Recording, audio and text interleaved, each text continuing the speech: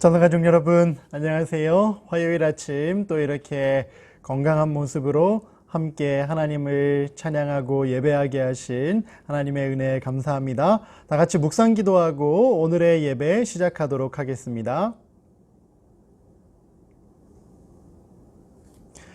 우리 어제부터 함께 부른 새로운 찬미 있지요. 420장 주 예수보다 더라는 찬미인데요.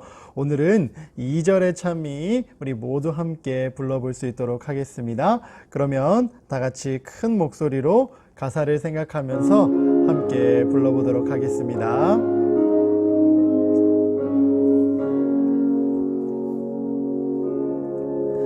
주 예수보다 더 귀한 것은 없네. 이 세상 명예와 바꿀 수 없네. 이전에 즐기던 세상 일도 주 사랑하는 마음 뺏지 못해. 세상 즐거움 다 버리고 세상 자랑 다 버렸네. 주 예수보다 더 귀한 것은 없네. 예수밖에는 없네.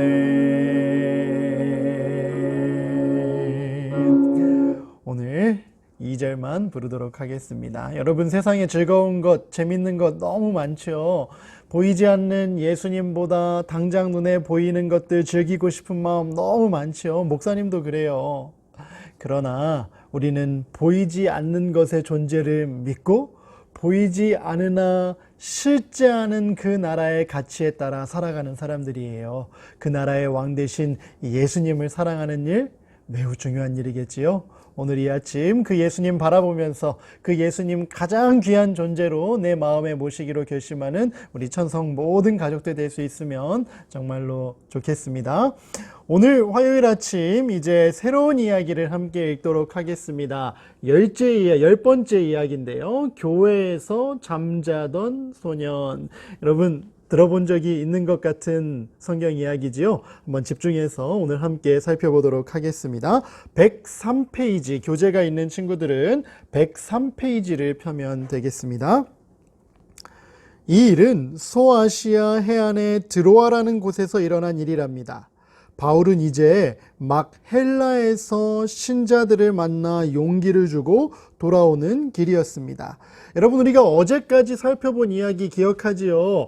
에베소에서 복음을 전하던 바울이 3년간의 봉사를 마치고 마게도니아와 헬라 지역으로 또 다른 선교 여행을 위해서 떠났다 그랬어요. 이제 마게도니아와 헬라에서 있었던 선교 이야기는 굉장히 간단하게 성경에 요약이 되어 있고 3차 선교 여행을 마무리하는 여정을 위해 드로아라는 도시로 다시 돌아온 바울의 이야기가 설명되어 있습니다. 드로아에서 한 주일을 지낸 후 그는 신자들과 함께 어떤 집 3층 다락방에서 다시 일요일을 맞이했습니다. 아마도 이 위대한 선교사는 안식일 아침과 오후에 계속 말씀을 전했나 봅니다. 그러고 나서 토요일 밤에 또다시 그는 모임을 갖도록 했습니다. 그는 일요일 아침에 그곳을 떠나기 전에 신자들과 함께 마지막으로 성만찬을 나누기를 원했습니다. 이제 사도 바울 선생님이 3차 선교 여행을 마치고 다시 본인이 왔던 곳으로 돌아가기 위해 드로아에서 많은 성도들과 마지막 밤을 보내고 있는 거였어요. 말씀을 전하고 마지막으로 거룩한 식사 성만찬을 나누고자 했던 그 시간을 보냈다는 거예요. 이 집회가 언제 시작되었는지는 모르지만 소동이 벌어진 때와 집회가 끝난 때는 알 수 있습니다. 그들에게 들려주어야 할 놀라운 이야기들이 너무나 많았기 때문에 바울은 밤이 깊도록 말씀을 나누어 주었습니다. 길고 긴 이 예배 시간 동안 몇 사람이나 꾸벅꾸벅 졸고 있었는지는 모르지만 잠에 골아떨어진 한 소년의 이름은 결코 사라지지 않을 거예요. 밤새도록 바울 선생님이 마지막이니까 할 말씀이 얼마나 많았겠어요. 늦게까지 말씀 집회가 이어지자 한 소년이 꾸벅꾸벅 졸기 시작했대요. 그 소년의 이름이 무엇인가? 유두고는 창문에 걸터 앉아 바울이 이야기를 오래 하니까 졸음을 이기지 못하여 잠이 들고 말았어요. 창문은 활짝 열려 있었습니다. 불쌍한 유두고는 그 높은 3층에서 갑자기 쿵 하는 소리와 함께 땅바닥으로 떨어져 버렸어요. 당시 함께 모여있던 공간은 좁은데 사람들은 많이 모였기 때문에 그 중에 젊은 축에 속했던 이 유드고라는 소년이 어른들에게 앞자리를 내어드리고 창문에 걸터 앉아서 말씀을 듣고 있었나 봐요. 그러다가 나도 모르게 피곤해서 꾸벅꾸벅 졸다가 3층에서 지금 어디로 떨어진 거예요? 1층 바닥으로 떨어졌다라고 성경은 이야기해요. 얼마나 야단법석이 났는지 여러분도 상상할 수 있을 거예요. 사람들은 바울을 까마득하게 잊어버렸습니다. 부인들은 비명을 지르고 남자들은 무슨 일인가 하고 쏜살같이 바깥으로 나가보았습니다. 사람들은 유두고가 창문에서 떨어져 죽었다는 말을 듣고 너무 놀라 입을 제대로 다물지 못했습니다. 쿵 소리가 나자마자 무슨 일이 났구나 하고 사람들이 말씀 듣던 것도 잊어버리고 바깥으로 다 달려나가 봤어요. 보니까 유두고가 3층에서 떨어진 거예요. 죽어있는 모습을 발견하게 된 거예요. 사람들이 얼마나 깜짝 놀라게 되었을까요? 어떤 사람이 등불을 높이 치켜들자 시체가 놓인 곳이 보였습니다. 사람들은 순식간에 그 주위로 몰려들었어요. 불빛이 희미해서 잘 보이지를 않았습니다. 그때 바울이 그 많은 사람들을 해치고 들어왔습니다. 오래전에 엘리사가 수넴 여인의 죽은 아들에게 하던 것처럼 그는 무릎을 꿇고 그 소년을 끌어안았습니다. 잠시 후에 그는 자리에서 일어나면서 걱정하지 마십시오. 유두고는 여전히 살아 있습니다. 라고 말했습니다. 여러분, 얼마 전에 목사님이 금요일 예배 시간에 죽어있는 수넴 여인의 아들을 살려준 엘리사 선지자의 이야기를 전했던 적이 있지요. 그와 비슷한 방법으로 땅에 떨어져서 죽어있는 유두고를 바울이 끌어안고 간절히 기도했어요. 그렇게 기도하자 유두고에게 호흡이 다시 돌아왔어요. 하나님께서 생명을 다시 허락해 주신 것이죠. 사람들은 모두 깜짝 놀랐어요. 그들은 바울이 무슨 말을 하는지 도무지 이해할 수가 없었어요. 그러나 바울이 하는 말이 틀림없다는 것을 의심하는 사람은 아무도 없었습니다. 사람들이 그 소년을 데리고 들어와서는 모두 크게 안도의 숨을 쉬었습니다. 어린 여러분, 이 일 때문에 집회가 끝났을까요? 천만의 말씀이에요. 잠시 후에 상황이 정리된 후에 바울은 다시 설교단에 서서 그가 하던 말을 계속하였습니다. 그리고 성경은 바울이 위층으로 올라가서 떡을 떼어 먹고 날이 새도록 오랫동안 성도들과 이야기하다 떠났다라고 기록하고 있습니다. 아멘. 오늘 여기까지 살펴보도록 하겠습니다. 조금 빠른 속도로 한 챕터의 이야기를 다 마무리했거든요. 말씀을 들으러 온 자리에서 너무 피곤해서 졸음을 견디지 못했던 유두고, 하지만 하나님께서 말씀을 사랑하는 그 소년을 다시 살려주신 이야기, 아마 유두고는 평생 잊지 못할 경험을 했을 거예요. 그리고 드로아에 있는 모든 성도들도 그날을 결코 잊지 못했을 거예요. 이제 마지막으로 우리에게 주어진 말씀 정리해보고 마치도록 하겠습니다. 1번 시작.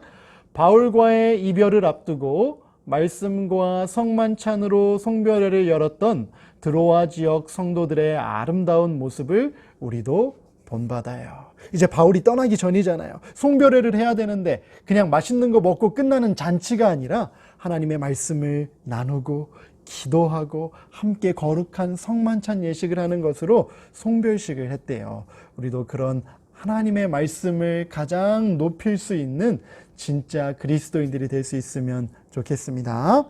두 번째입니다. 시작.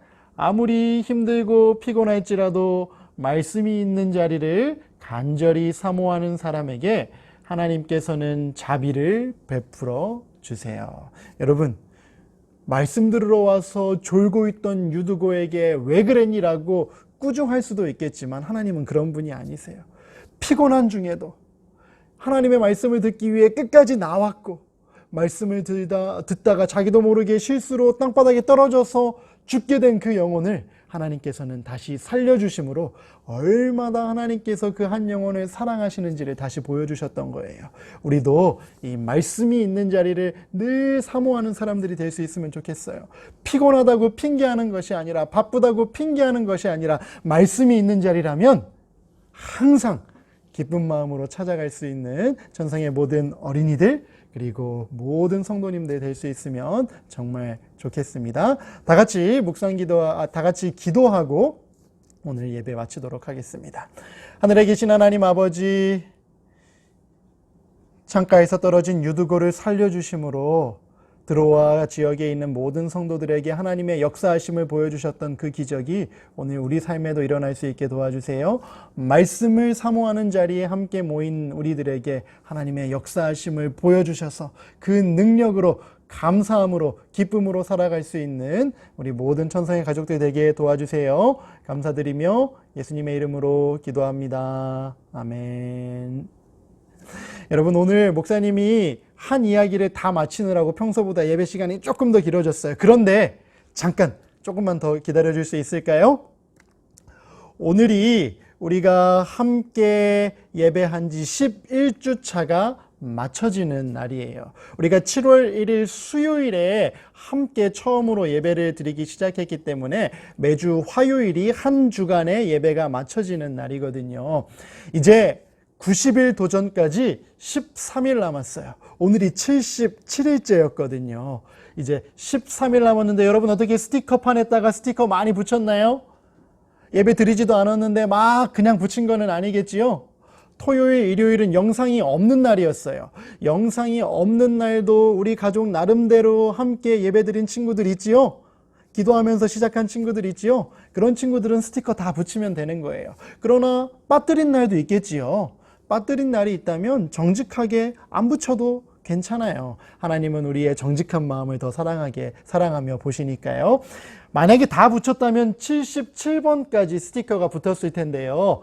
이제 중간 점검, 이제 마지막 점검하는 차원에서 오늘은 이 스티커 판을 들고 아니면 옆에 두고 인증사진을 찍어서 목사님에게 보내주면 되겠습니다. 그 인증사진을 확인하고 목사님이 또 자그마한 선물 준비할 수 있도록 하겠습니다. 이제 며칠 남았다고요? 13일, 2주 정도 남았어요. 끝까지 포기하지 않고 함께 예수님 바라보면서 예배하는 천성의 모든 가족들 되어주시기를 부탁드립니다. 오늘 조금 길었지만 함께 해준 모든 가족들 감사합니다. 오늘도 예수님과 동행하는 행복한 하루 되세요. 감사합니다. 안녕.